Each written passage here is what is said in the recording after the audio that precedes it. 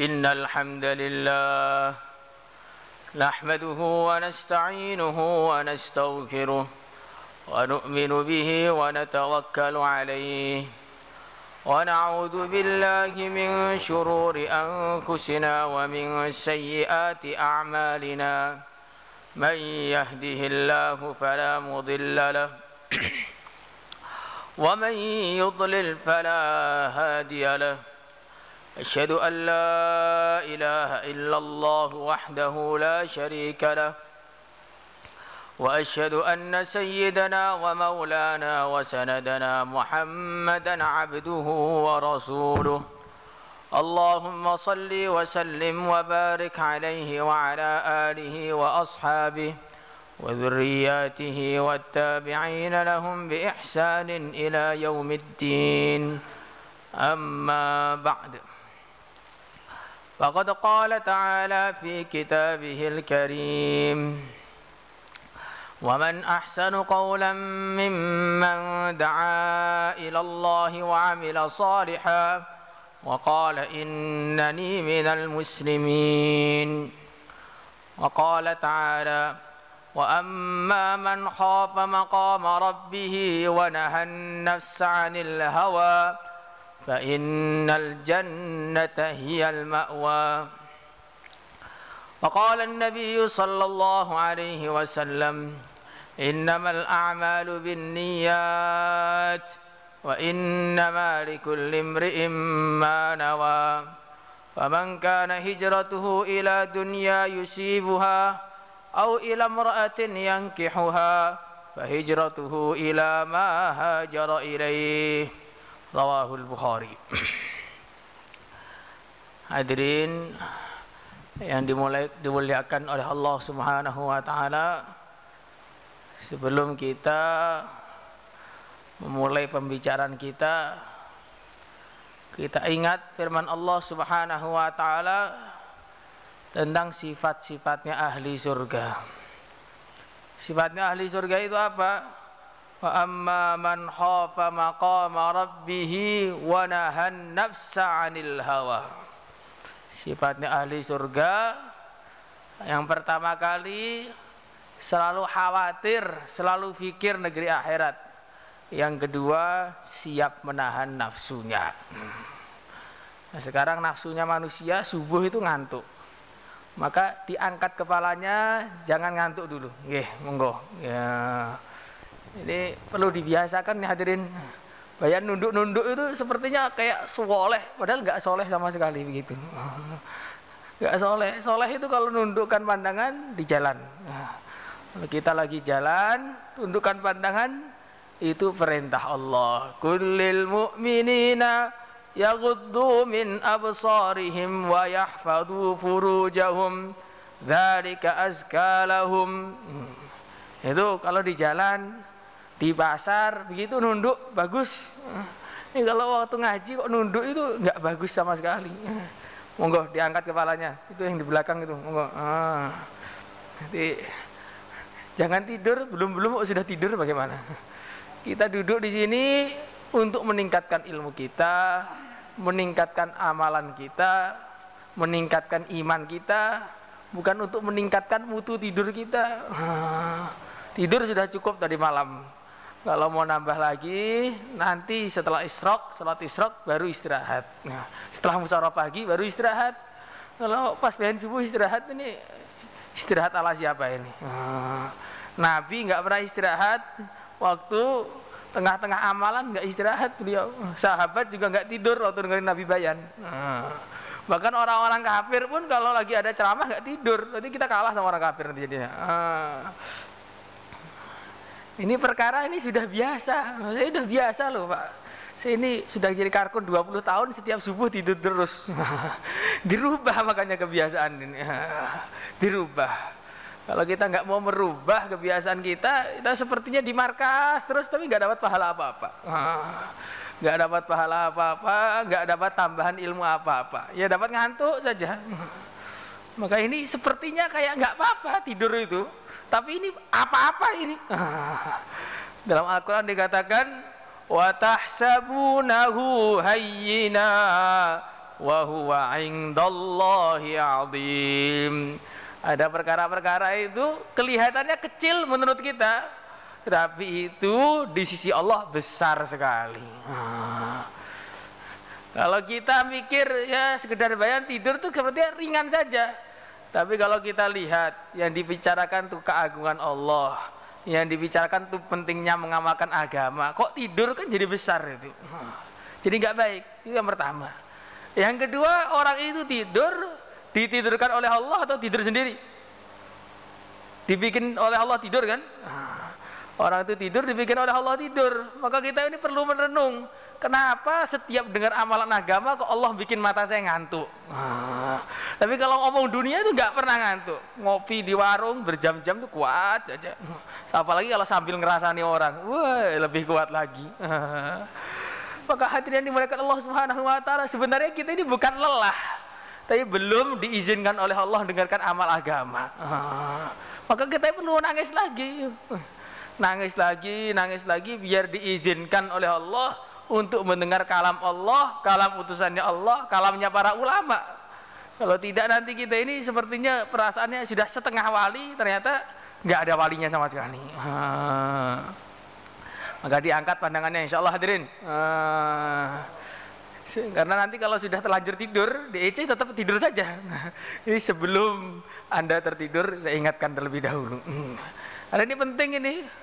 Banyak orang yang sudah nggak sadar bagaimana pentingnya dengerin bayan. Kebanyakan orang itu semangatnya bayan, kalau dengerin nggak semangat. Atau naskil semangat, ditaskil nggak semangat. Kata guru kita itu tanda-tanda amal agamanya kurang ikhlas. Kalau amal agamanya ikhlas tuh yang penting berhubungan dengan agama, mau dengarkan atau menyampaikan, mau ditaskil atau menaskil, semangat terus. Insyaallah hadirin. Hadirin yang dimuliakan oleh Allah Subhanahu wa taala, kita ini diciptakan oleh Allah di dunia adalah untuk mengenal Allah.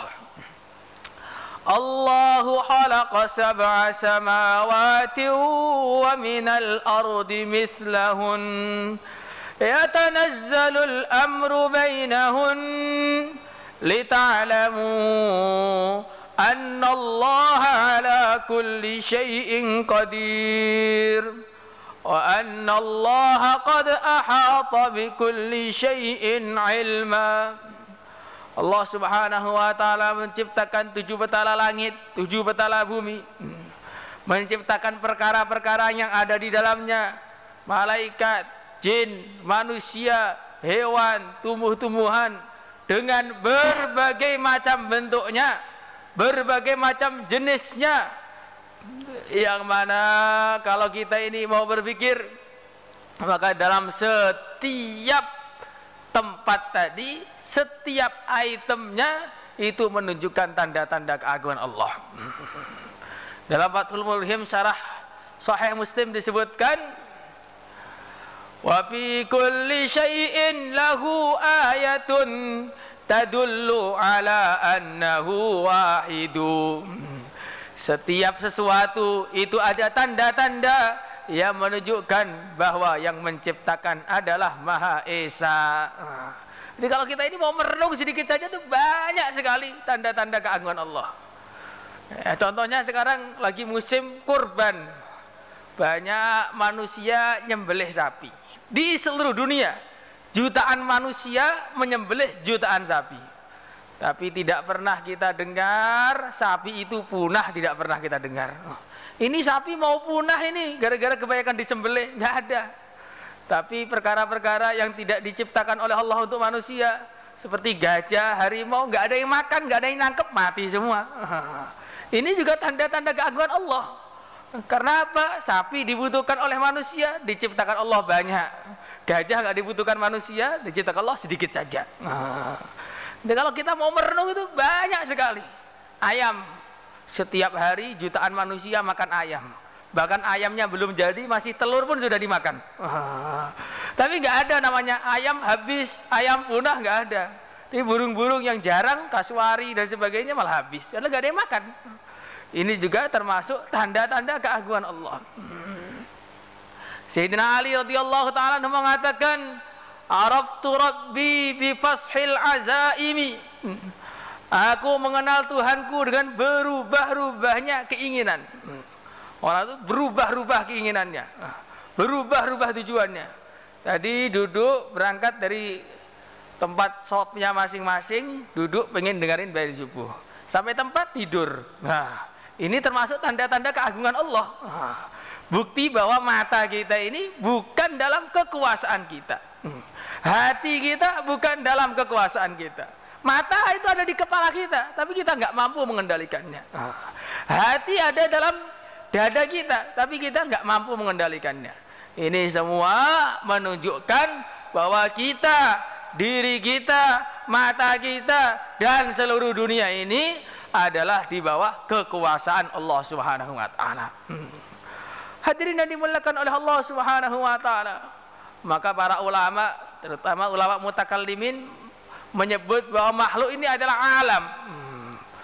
Menyebut makhluk ini adalah alam. Alam itu bahasa Arab artinya tanda.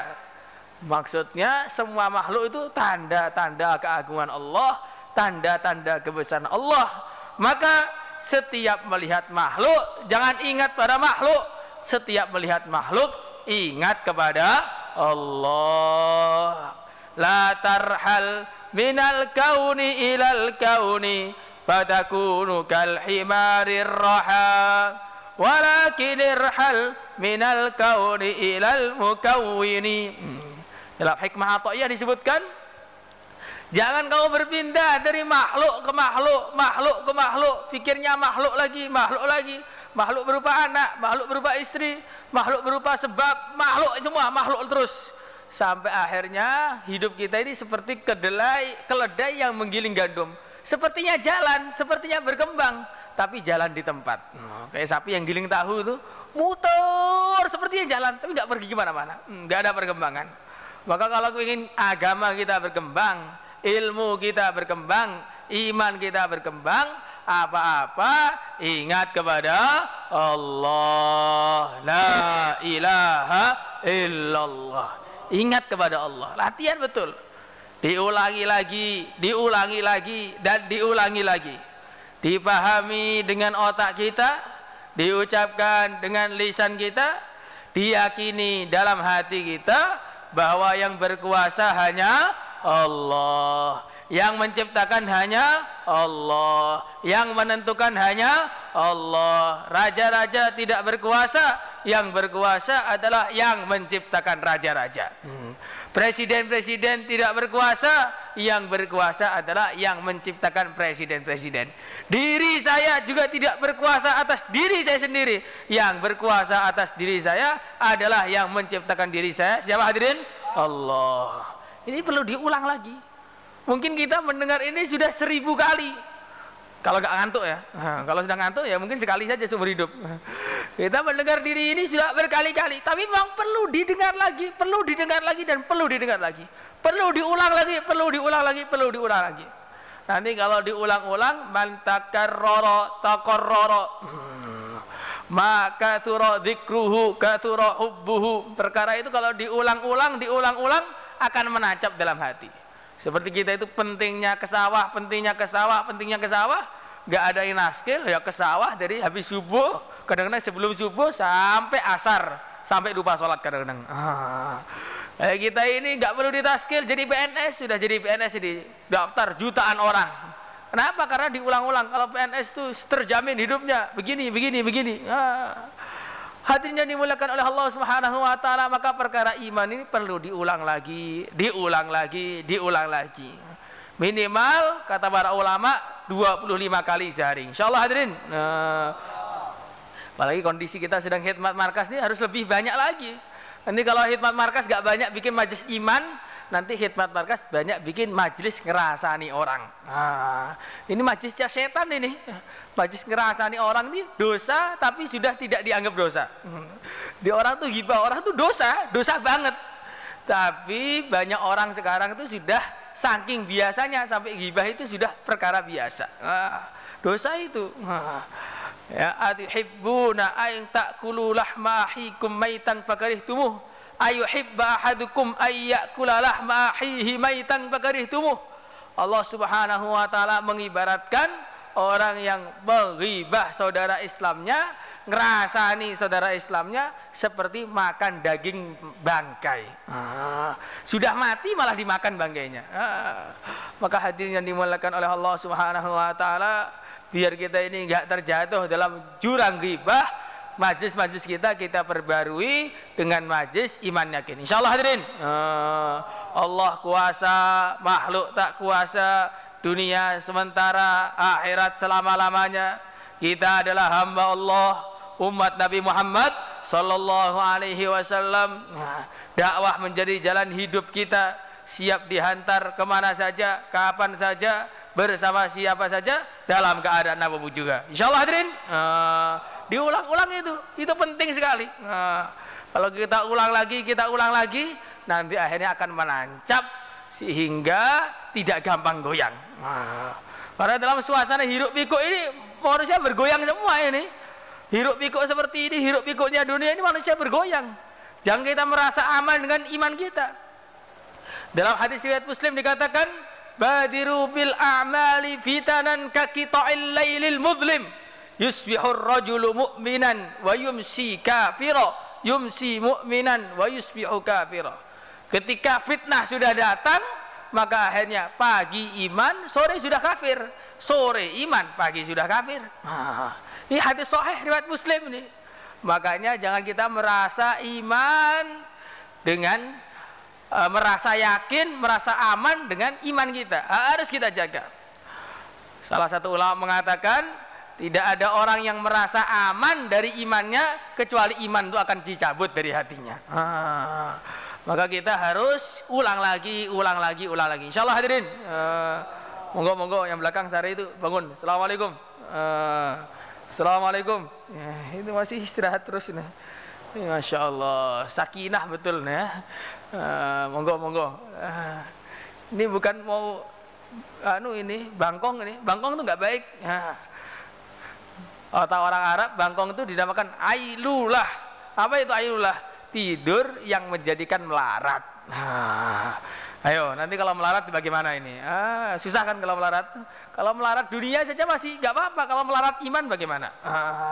Kalau melarat iman nggak bisa masuk surga, nanti repot. Maka yang pertama kali kita ini hidup di dunia adalah untuk mengenal Allah.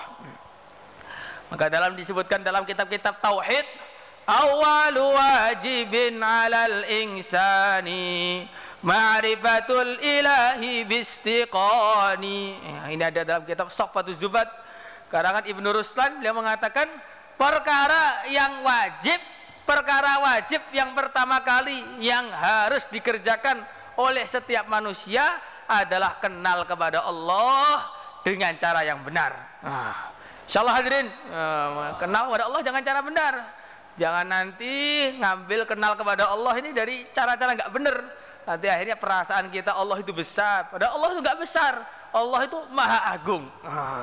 Perasaan kita Allah di aras, tidak. Allah tidak di aras. Kan Allah wala makan wa huwal an ala ma alaihi kan. Allah ada sebelum ada tempat, setelah ada tempat Allah pun juga tidak butuh kepada tempat. Maka Allah itu nggak bertempat. Apa Allah di atas? Tidak. Di bawah? Tidak. Lah di mana? Allah ada tanpa perlu ditanya di mana. Itu yang benar seperti itu. Nanti kalau kita ketemu hadis yang mengatakan ini manusia-manusia yang mulia ditetapkan di sebelah kanannya Allah. Maksudnya bukan di sebelah kanan Allah punya kiri, tidak. Tapi maksudnya di tempat yang mulia di sisi Allah Subhanahu wa taala. Begitu.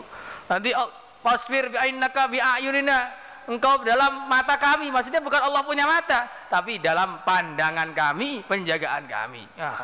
Maka ini harus benar nih. Kalau enggak, kata Imam Ghazali, kalau orang itu tasbih, ya menyerupakan Allah dengan makhluknya, walaupun dia sholat puluhan ribu tahun, seakan-akan dia enggak pernah sholat, hanya nyembah berhala saja, dan sholatnya tidak pernah diterima oleh Allah.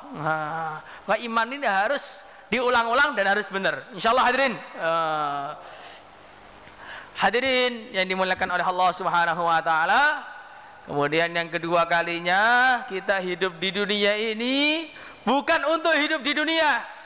Sebagaimana yang disabdakan oleh baginda Rasulullah sallallahu alaihi wasallam yang diriwayatkan oleh Imam Baihaqi dalam Syu'abul Iman, innad dunya khuliqat lakum wa antum khuliqtum lil akhirah. Dunia ini diciptakan untuk kita, tapi kita bukan diciptakan untuk dunia, kita ini diciptakan untuk akhirat. Maka sebenarnya kita ini selalu dalam perjalanan. Suatu ketika Al-Imam Asy-Syafi'i radhiyallahu ta'ala anhu ditanya, "Tuan, kenapa kamu ini bawa tongkat terus padahal masih muda?" Beliau masih muda, sehat kok bawa tongkat.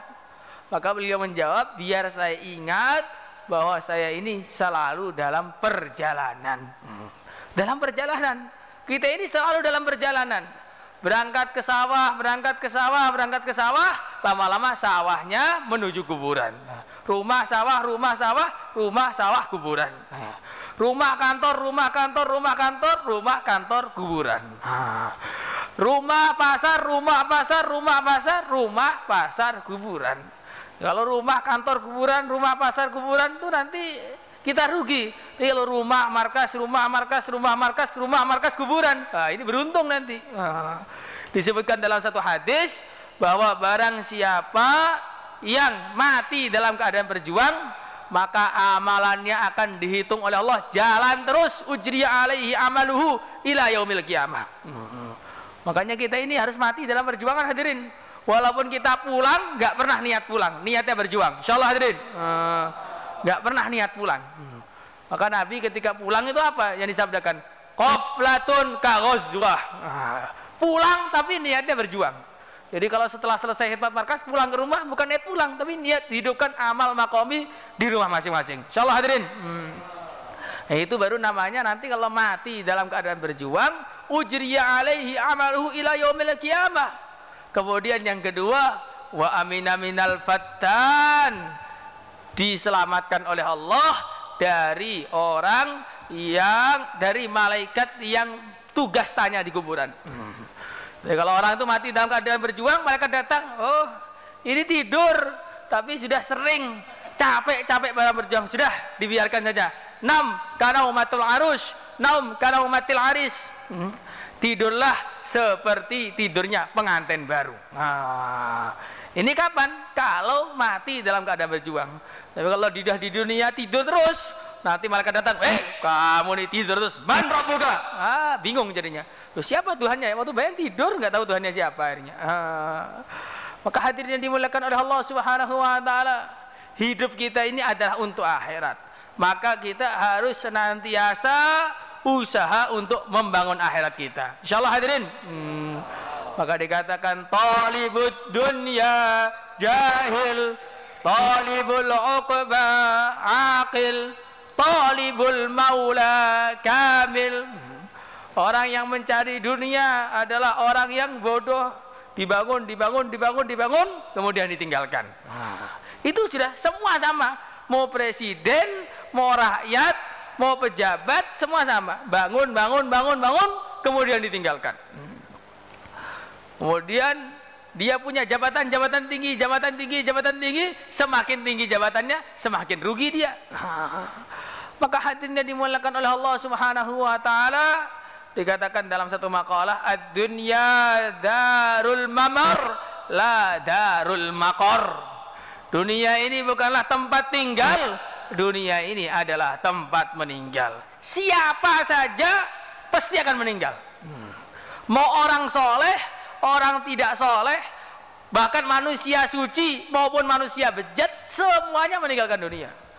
Dulu ada Fir'aun yang pernah ngaku Tuhan, sekarang kemana? Sudah berangkat ke akhirat. Dulu ada Namrud yang menguasai seluruh dunia, sekarang kemana? Sekarang sudah berangkat ke akhirat. Dulu ada Persia Romawi, raja-raja yang hebat-hebat, sekarang kemana? Sudah berangkat ke akhirat. Untuk apa? Untuk mempertanggungjawabkan amalnya masing-masing. Dulu ada Soekarno yang pidatonya seperti halilintar, sekarang kemana?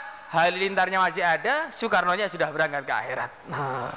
Dulu ada Soeharto yang terkenal jenderal macan Asia, sekarang kemana? Sudah berangkat ke akhirat. Nanti dulu ada Pak Fulan yang pernah hidup di dunia, sekarang kemana? Sudah berangkat ke akhirat. Akan datang masa bayan subuh seperti ini, kita sudah tidak di markas, tapi kita sudah berada di kubur kita masing-masing.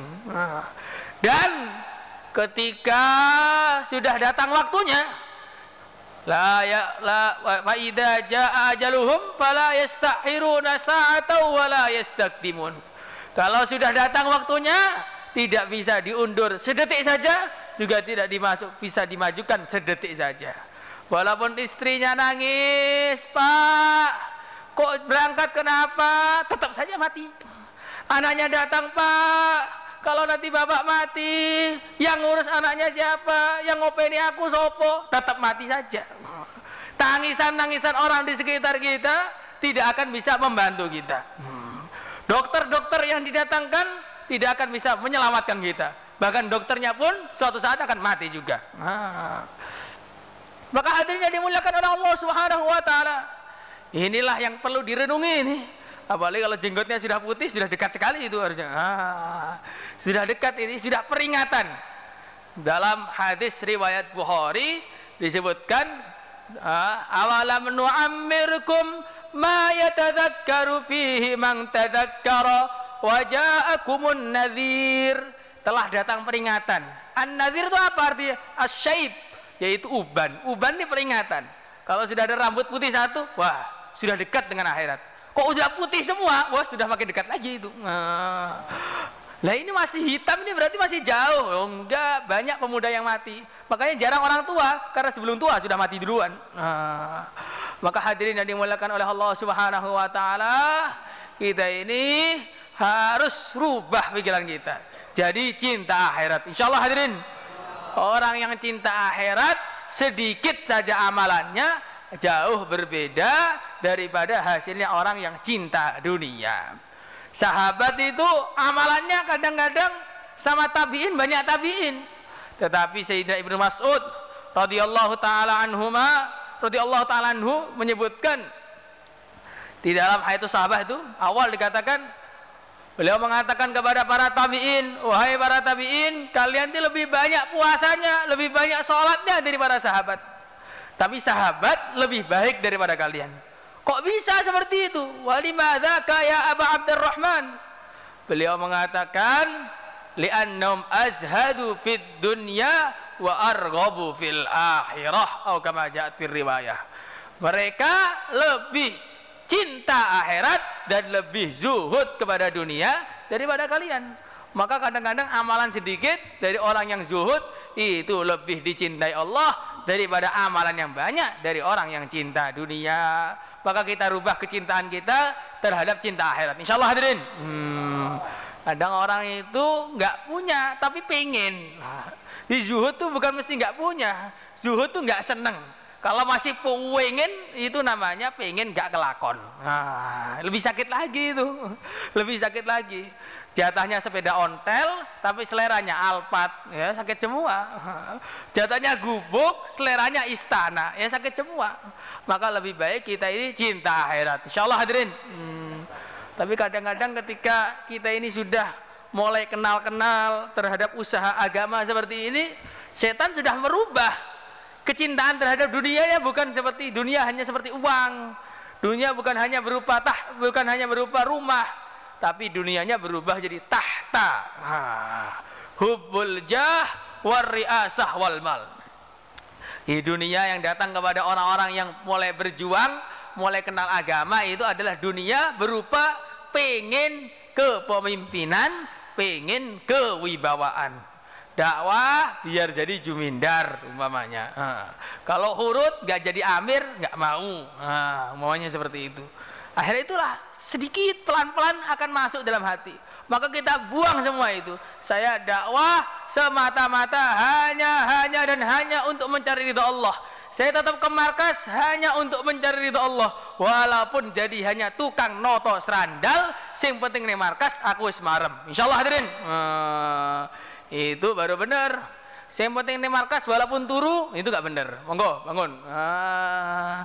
Ini kalau sing penting markas walaupun otot sandal itu bener, tapi sing penting markas walaupun turu itu mboten bener niku. Nah, niku mboten bener. Sing bener itu amal teng markas, ngamalne agama siap diputus dadi napa mawon. Insyaallah hadirin. Niku namine fikir akhirat. Hadirin yang dimuliakan oleh Allah Subhanahu wa taala. Yang ketiga, kita hidup di dunia ini adalah untuk diuji. Tabarakalladzi biyadihil mulk wa huwa ala kulli syai'in qadir. Alladzi khalaqal mauta wal hayata liyabluwakum ayyukum ahsanu amala. Diuji siapa yang amalannya terbaik. Bukan yang dunianya terbaik, bukan yang mukanya terbaik, ya. Bukan yang kendaraannya terbaik, tapi yang amalannya terbaik. Kalau kita amalannya terbaik, walaupun mukanya jelek, akan dikasih muka yang terbaik di surga sana. Kalau kita ini amalannya terbaik, walaupun rumahnya terjelek, akan diganti dengan istana-istana dari emas, istana-istana dari perak yang belum pernah ada di dunia ini. Sak gede-gedenya istana Merdeka masih dari tepung saja, sama dengan Masjid Rangkil sama aja. Sama dari bata aja, bata ya juga dari Winong sana mungkin. Nanti kalau sudah di surga, istana dari emas, istana dari perak, bahkan pohon-pohonnya juga dari emas, dari perak, nggak ada ranting pohon lagi. Maka hadirin yang dimuliakan oleh Allah Subhanahu wa taala, bagaimana kita ini berusaha jadi yang terbaik dalam apanya? Dalam amalannya. Lah terus bagaimana cara biar jadi yang terbaik? Cara yang terbaik adalah waman ahsanu dinan waman ahsanu qawlan mimman da'a ilallahi wa amila salihah. Biar jadi agamanya terbaik, harus hidupkan usaha dakwah. Itu cara yang pertama. Untuk menjadi orang yang terbaik, harus hidupkan usaha dakwah dengan tertib yang baik, ikhlas semata-mata karena Allah. Semuanya insyaallah hadirin. Hidupkan usaha dakwah, tertib, satu lagi ikhlas semata-mata karena Allah. Tertib itu harus. Nanti kalau nggak tertib, wah berantakan, nggak mau taat sama amirnya, bikin golongan sendiri dan sebagainya, nggak tertib namanya. Kemudian yang kedua, kalau nggak ikhlas sama saja. Maka dakwah, hidupkan suasana dakwah dengan tertib, ikhlas karena Allah. Sampai kapan? Sampai mati. Insyaallah hadirin. Bukan hanya 4 bulan, bukan hanya 40 hari, tapi sampai mati. Tapi kalau sampai mati itu masih kurang jos, kata Pak Bet. Sampai setelah mati. Jadi orang-orang yang dipilih oleh Allah Subhanahu wa taala sampai setelah mati itu masih dakwah terus. Sudah mati, nanti kalau ada orang nggak benar, muncul di mimpinya, kamu nggak benar, ya, kembalilah ke jalan Allah. Akhirnya banyak orang-orang yang menjadi baik gara-gara apa? Gara-gara ditemui orang yang sudah mati masuk dalam mimpinya. Kalau kita nanti itu dakwahnya jos, bukan hanya sampai mati, sampai setelah mati pun masih menyampaikan agama. Insyaallah hadirin.